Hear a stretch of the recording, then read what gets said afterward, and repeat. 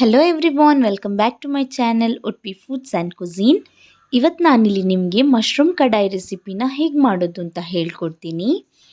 ಅದಕ್ಕೂ ಮೊದಲು ನೀವಿನ್ನೂ ನನ್ನ ಚಾನಲ್ನ ಸಬ್ಸ್ಕ್ರೈಬ್ ಮಾಡಿಲ್ಲ ಅಂತಂದರೆ ಪ್ಲೀಸ್ ಸಬ್ಸ್ಕ್ರೈಬ್ ಮಾಡಿ, ಹಾಗೆ ಪಕ್ಕದಲ್ಲಿರೋ ಬೆಲ್ ಐಕನ್ನ ಕ್ಲಿಕ್ ಮಾಡಿ. ಇಲ್ಲಿ ನಾನು ಮಶ್ರೂಮ್ ಕಡಾಯಿ ಮಾಡೋದಕ್ಕೆ 200 ಗ್ರಾಮಷ್ಟು ಮಶ್ರೂಮ್ನ ತಗೊಂಡಿದ್ದೀನಿ. ಇದು ಎಲ್ಲ ಮಾರ್ಕೆಟಲ್ಲೂ ಅವೈಲೇಬಲ್ ಇರುತ್ತೆ. ಮತ್ತು ಇಲ್ಲೊಂದು ದೊಡ್ಡ ಸೈಜ್ ಇರೋ ಕ್ಯಾಪ್ಸಿಕಮ್ನ ತಗೊಂಡು ಅದನ್ನು ಚೆನ್ನಾಗಿ ಕಟ್ ಮಾಡಿ ಇಟ್ಕೊಂಡಿದ್ದೀನಿ. ಅದೇ ರೀತಿ ಇಲ್ಲಿ ಮೀಡಿಯಮ್ ಸೈಜ್ ಇರೋ 2 ಈರುಳ್ಳಿನ ತಗೊಂಡು ಅದನ್ನು ಕೂಡ ಕಟ್ ಮಾಡಿ ಇಟ್ಕೊಂಡಿದ್ದೀನಿ. ಮತ್ತು ಇಲ್ಲೊಂದು 2 ಮೀಡಿಯಮ್ ಸೈಜ್ ಇರೋ ಟೊಮ್ಯಾಟೊನ ತಗೊಂಡು ಚೆನ್ನಾಗಿ ಕಟ್ ಮಾಡಿ ಅದನ್ನು ಪ್ಯೂರಿ ಮಾಡಿ ಇಟ್ಕೊಂಡಿದ್ದೀನಿ. ಇಲ್ಲಿ ಇವಾಗ ಮಸಾಲೆಗೆ ಏನೆಲ್ಲ ಇಂಗ್ರೀಡಿಯೆಂಟ್ಸ್ ಬೇಕು ಅಂತ ಹೇಳ್ತೀನಿ. 8 ಬ್ಯಾಡಗಿ ಮೆಣಸು, ಅರ್ಧ ಟೀ ಸ್ಪೂನ್ ಸೋಂಫ್, 1 ಪೀಸ್ ಚಕ್ಕೆ, 2 ಟೇಬಲ್ ಸ್ಪೂನ್ ಧನಿಯಾ, 3 ಲವಂಗ, 1 ಏಲಕ್ಕಿ, 1 ಟೀ ಸ್ಪೂನ್ ಜೀರಿಗೆ, ಅರ್ಧ ಟೀ ಸ್ಪೂನ್ ಕಾಳು ಮೆಣಸನ್ನ ತಗೊಂಡಿದ್ದೀನಿ. ಇದೆಲ್ಲ ಇಂಗ್ರೀಡಿಯೆಂಟ್ಸ್ನು ಇವಾಗ ಡ್ರೈ ರೋಸ್ಟ್ ಮಾಡ್ಕೊಳ್ಳೋಣ. ಇವಾಗೊಂದು ಸ್ಟವ್ ಮೇಲೆ ಪ್ಯಾನ್ನ ಇಟ್ಕೊಂಡು ಅದಕ್ಕೆ ನಾವು ಚಕ್ಕೆ, ಲವಂಗ, ಏಲಕ್ಕಿನ ಹಾಕ್ಕೊಂಡು ಸ್ವಲ್ಪ ಡ್ರೈ ರೋಸ್ಟ್ ಮಾಡ್ಕೊಳ್ಳೋಣ. ಇವಾಗ ಇದೊಂದು ಸ್ವಲ್ಪ ಡ್ರೈ ರೋಸ್ಟ್ ಆಗ್ತಿದ್ದಂಗೆ ಏಲಕ್ಕಿಲಿ ಒಂದು ಫ್ಲೇವರ್ ಬರುತ್ತೆ. ಆ ಫ್ಲೇವರ್ ಬಂದ ತಕ್ಷಣ ಇದನ್ನು ತೆಗೆದು ಬಿಡಬೇಕು. ಇವಾಗ ಇಲ್ಲಿದು ಡ್ರೈ ರೋಸ್ಟ್ ಆಗಿದೆ. ಇದನ್ನು ಒಂದು ಪ್ಲೇಟಿಗೆ ಹಾಕ್ಕೊಳ್ಳೋಣ. ಇವಾಗ ಮತ್ತೆ ಪ್ಯಾನ್ನ ಇಟ್ಕೊಂಡು ಸೋಂಫ್, ಧನಿಯಾ ಮತ್ತು ಜೀರಿಗೆ, ಕಾಳು ಮೆಣಸನ್ನ ಹಾಕ್ಕೊಂಡು ಡ್ರೈ ರೋಸ್ಟ್ ಮಾಡ್ಕೋಬೇಕು.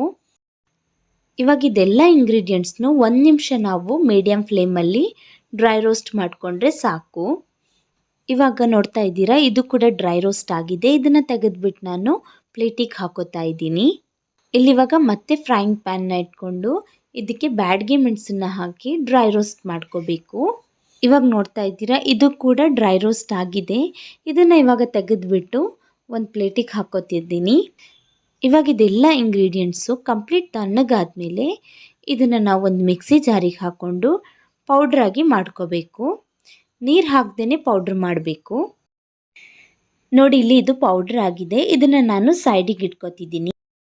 ಇವಾಗ ಇಲ್ಲಿ ಮಶ್ರೂಮ್ನ ಚೆನ್ನಾಗಿ ವಾಶ್ ಮಾಡಿ ಈ ಥರ ಕಟ್ ಮಾಡಿ ಇಟ್ಕೊಂಡಿರಿ. ಇವಾಗ ಇಲ್ಲೊಂದು ಸ್ಟವ್ ಮೇಲೆ ಒಂದು ಕಡಾಯಿನ ಇಟ್ಕೊಂಡು ಅದಕ್ಕೆ 1 ಟೇಬಲ್ ಸ್ಪೂನ್ ಎಣ್ಣೆನ ಹಾಕಿ ಮಶ್ರೂಮ್ನ ಫ್ರೈ ಮಾಡ್ಕೋತಾ ಇದ್ದೀನಿ. ಇಲ್ಲಿ ಇವಾಗ ಮಶ್ರೂಮ್ನ 1 ರಿಂದ 2 ನಿಮಿಷ ಫ್ರೈ ಮಾಡಿಕೊಂಡ್ರೆ ಸಾಕು. ಆವಾಗ ಇದರಲ್ಲಿ ಒಂದು ನೀರು ಬಿಡುತ್ತೆ. ನೀರು ಬಿಟ್ಟ ತಕ್ಷಣ ನಾವು ಇದನ್ನು ತೆಗಿಬೇಕು. ಇಲ್ಲಿ ಇವಾಗ ನೋಡಿ, ನೀರು ಬಿಟ್ಟಿದೆ. ಇವಾಗ ಇದನ್ನು ತೆಗೆದುಬಿಟ್ಟು ಒಂದು ಪ್ಲೇಟಿಗೆ ಹಾಕೋತಾ ಇದ್ದೀನಿ. ಇವಾಗ ಮತ್ತೆ ಅದೇ ಕಡಾಯಿಗೆ ಒಂದು ಸ್ವಲ್ಪ ಎಣ್ಣೆನ ಹಾಕ್ಕೊಂಡು ಕಟ್ ಮಾಡಿಟ್ಕೊಂಡಿರೋ ಈರುಳ್ಳಿನ ಆ್ಯಡ್ ಮಾಡ್ಕೋತಾ ಇದ್ದೀನಿ. ಇಲ್ಲಿ ಈರುಳ್ಳಿನ 2 ರಿಂದ 3 ನಿಮಿಷ ಫ್ರೈ ಮಾಡ್ಕೊಳ್ಳಿ.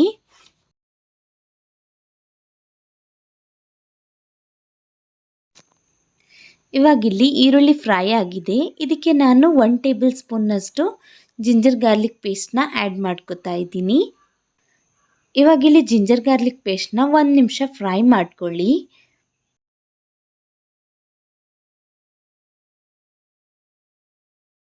ಇವಾಗ ಇಲ್ಲಿ ಜಿಂಜರ್ ಗಾರ್ಲಿಕ್ ಪೇಸ್ಟ್ ಕೂಡ ಚೆನ್ನಾಗಿ ಫ್ರೈ ಆಗಿದೆ.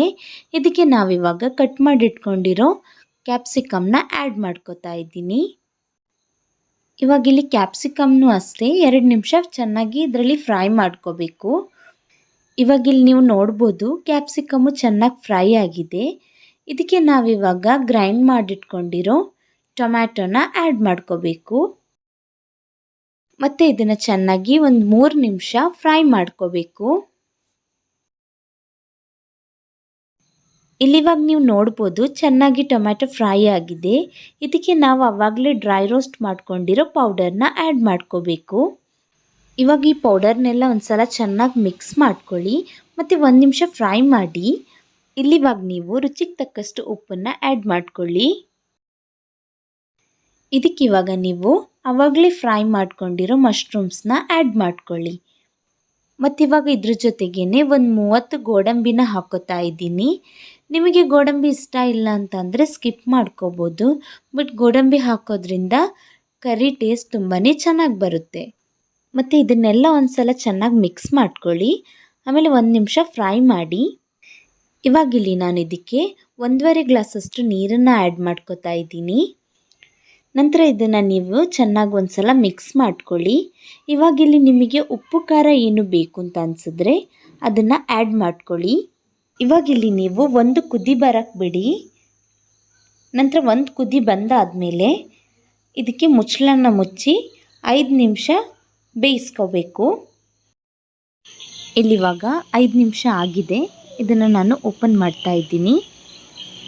ಇವಾಗ ನೋಡಿ ಮಶ್ರೂಮ್ ಕೂಡ ಬೆಂದಿದೆ. ಇದಕ್ಕೆ ಇವಾಗ ನೀವು ಕಟ್ ಮಾಡಿ ಇಟ್ಕೊಂಡಿರೋ ಸಾಂಬಾರು ಸೊಪ್ಪನ್ನು ಆ್ಯಡ್ ಮಾಡ್ಕೊಳ್ಳಿ. ನಂತರ ಫ್ಲೇಮ್ನ ಆಫ್ ಮಾಡ್ಕೊಳ್ಳಿ. ನೋಡಿದ್ರಲ್ಲ ಟೇಸ್ಟಿಯಾಗಿ ಮಶ್ರೂಮ್ ಕಡಾಯಿ ರೆಸಿಪಿನ ಮನೆಯಲ್ಲೇ ಹೇಗೆ ಮಾಡೋದು ಅಂತ. ಐ ಹೋಪ್ ರೆಸಿಪಿ ಇಷ್ಟ ಆಗಿದೆ ಅಂತ ಅಂದ್ಕೋತೀನಿ. ಇಷ್ಟ ಆಗಿದರೆ ಒಂದು ಲೈಕ್ ಮಾಡಿ, ಹಾಗೆ ಸಬ್ಸ್ಕ್ರೈಬ್ ಮಾಡೋದನ್ನು ಮರಿಬೇಡಿ. Thank you for watching.